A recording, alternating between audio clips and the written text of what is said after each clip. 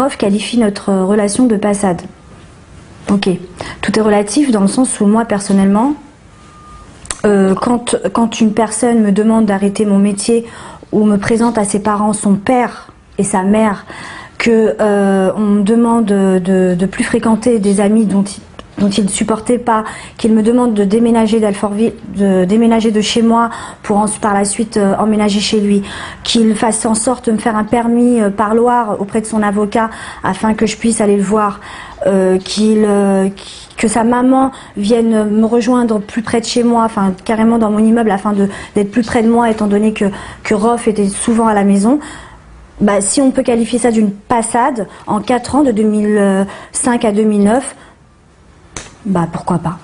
Quand on dit des mensonges sur mensonges, de la diffamation, des choses inadmissibles, mais pas pour moi. Moi, ça y est, j'ai grandi, c'est pour le petit. C'est un bébé, il a 4 ans. Mettez-vous à sa place dans 5 ans, dans la cour de récréation. Maintenant, des preuves, on en a, bien sûr que j'en ai plein, je sais même pas par quoi commencer, tellement j'en ai plein. Quand un homme te dit la première chose que tu vas faire pour moi, c'est de casser ta puce, merci, et ne la donne pas à tes copines écrasseuses, respecte-moi, écoute-moi, et t'iras bien, et tout se passera bien.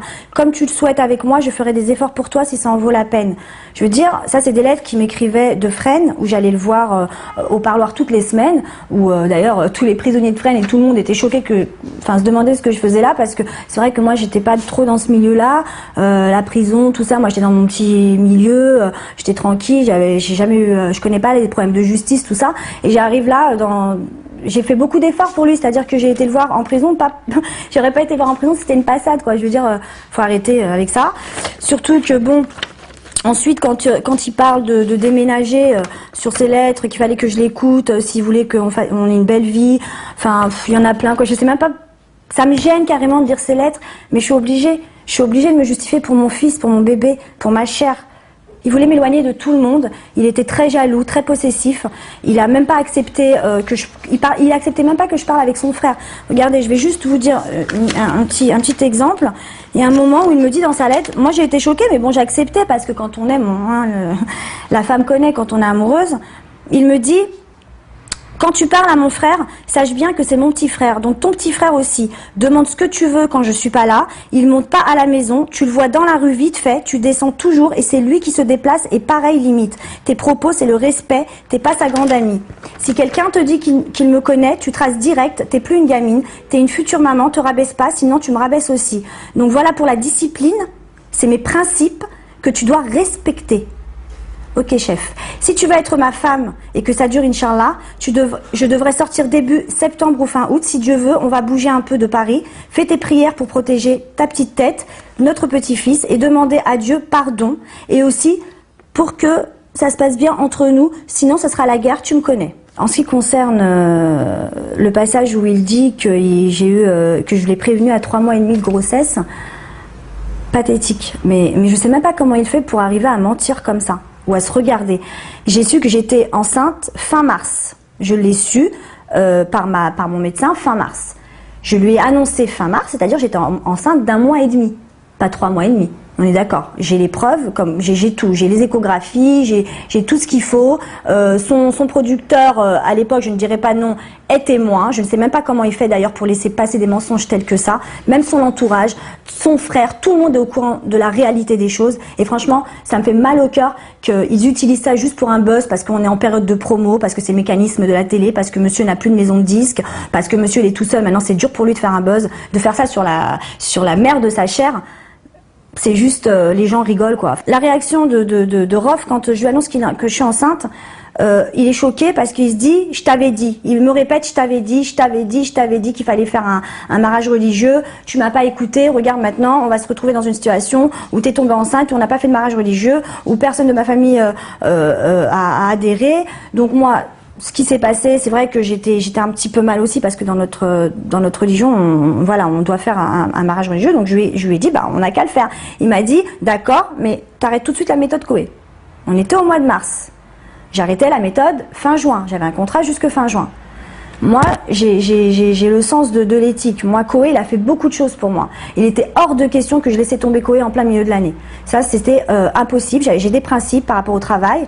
Je me disais que c'était pas possible. Donc, je lui ai expliqué, calmement, gentiment, que je devais continuer la méthode Koé parce que c'était des principes de travail, que c'était comme ça, que j'allais pas cracher dans la soupe. Ça faisait 4 ans que j'étais avec Koé, qu'il m'avait jamais rien fait de mal, qu'il a toujours été là pour moi et que je pouvais pas les laisser tomber en plein milieu de l'année. Donc, suite à ça, il a pété les plombs. Il m'a dit, hors de question que tu portes mon enfant sur un plateau télé. Puisque c'est comme ça, eh ben, on va se séparer. On va se séparer, tu avortes. Je lui ai dit, j'avorte pas. Il m'a dit, tu avortes si on se sépare. Je lui ai dit, j'avorterai pas. Parce que j'ai 30 ans, ça fait 4 ans qu'on est, 2 ans et demi qu'on est ensemble. Tu dis que tu m'aimes à longueur de journée. Bon, pour ça, j'ai des SMS, j'ai les textos, j'ai tout. Il n'y a pas de problème. J'ai le matériel qu'il faut pour le prouver. Parce que là, je vous dis ça comme ça. Je vous dis pas des paroles en l'air. C'est des paroles avec des gens qui seront témoins sur l'honneur. Des SMS, des lettres qu'il m'a laissées dans ma boîte aux lettres en me disant, je vais te cramer ta vie. Tu ne pourras plus jamais rien faire. Tu n'auras pas de mec. Personne ne voudra de toi dans le showbiz. Je vais te brûler ta vie. Tu ne pourras plus jamais rien faire. Ce mot est au commissariat. Parce qu'effectivement, ça a été très loin. On parle de procès maintenant. Donc, à partir de ce moment-là, il est parti 1 mois à la campagne.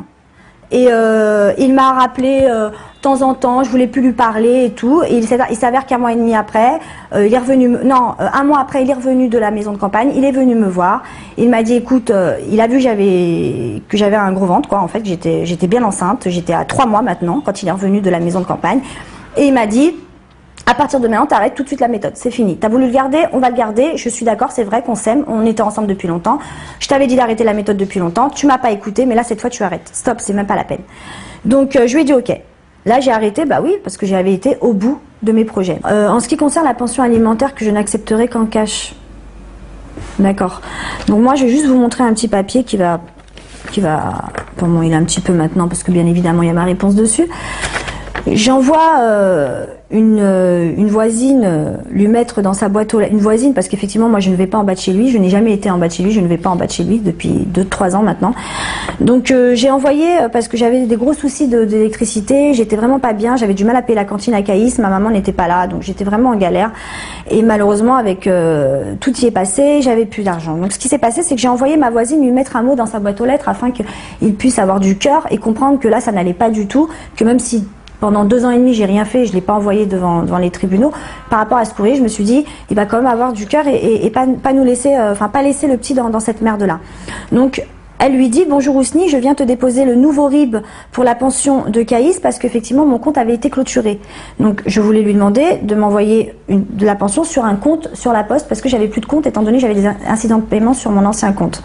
Anissa n'a plus de compte, donc est-ce que tu pourrais lui envoyer sur ce compte un mandat, s'il te plaît, pour Caïs. Donc, suite à ça, on lui met, je me dis, bon non, même s'il y a la guerre, même si on se fait la guerre sur Facebook, parce que ça reste que Facebook, bon, moi j'ai fait une interview à Closer, j'ai pas parlé spécialement de lui, j'ai dit des vérités, effectivement il voulait me faire porter le voile, ça c'était vrai, donc je pensais pas que ça avait été aussi loin dans des histoires aussi graves. Et là il me renvoie, ce qui lui sert de femme et lui m'envoie. Alors elle me met, ton amie Maëva a fait beaucoup de mal à ma famille, alors porter plainte n'est rien à côté de ce qu'elle m'a fait. J'ai essayé en vain de la comprendre, mais son acharnement dans la méchanceté et la haine me dépasse. Mon mari a tout essayé et je constate qu'il a laissé passer trop de choses avec elle. C'est à présent une embrouille entre femmes que Maëva entretient chaque jour et je n'ai pas la patience de mon époux. Donc maintenant je ne suis pas une victime, qui vivra verra, c'est son choix. Donc lui il met derrière, il entoure pension versée et il met jamais de la vie, oublie, je t'ai dit, crève. Ensuite il met Nyang, je sais pas pourquoi, je sais pas c'est qui. Il met Foulek, Vitry, Padré du rap game, Cassos for life. Il entoure Caïs, beau gosse. Et là il met une croix sur mon prénom et il met ferme ta gueule, t'auras rien. Anissa, Erof, Doug, mariage, mytho. Enfin bon, voilà, que des petites choses comme ça, de gaminerie. Bon, ils sont éclatés tous les deux. Bon, c'est pas grave. Mais juste pour prouver pourquoi je voudrais du cash. Je lui parle bien de RIB. Ça fait 3 ans que je le supplie.